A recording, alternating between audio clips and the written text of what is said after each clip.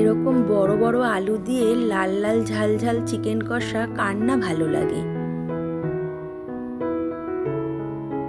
এখানে কড়াইটা গরম করে সর্ষের তেল দিয়ে তার মধ্যে আলুগুলো আমি আগে একটু ভেজে নেব। তারপর ওই তেলের মধ্যে দিয়ে দিলাম বেশ খানিকটা পেঁয়াজ কুচি। পেঁয়াজটা খুব ভালো করে ভেজে নেব। তারপর তাতে দেব আদা রসুন আর কাঁচা লঙ্কা বাটা দিয়ে খুব ভালো করে কষে নেব।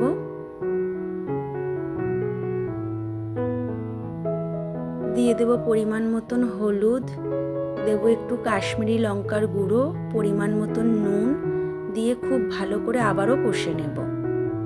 মশলা থেকে তেল ছেড়ে এসেছে, এবার দিয়ে দেব চিকেনগুলো।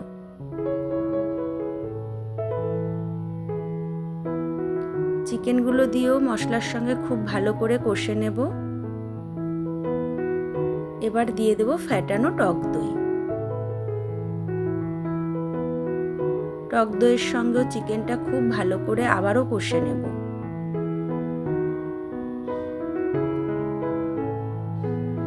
দই দিয়েও চিকেনটা খুব ভালো করে কষে নিয়েছি। এবার দিয়ে দেব পরিমাণ মতন গরম মশলা।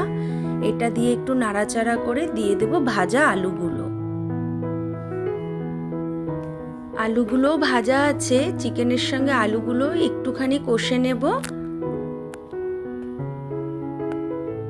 খুব ভালো করে আমার চিকেন আলু কষা হয়ে গেছে। এবার ঝোলের জন্য দিয়ে দেব পরিমাণ মতন জল। ঝোলটা খুব ভালো করে ফুটে উঠলে আমার রান্না কমপ্লিট। তৈরি হয়ে গেছে আমার আলু দিয়ে লাল লাল ঝাল ঝাল চিকেন কষা।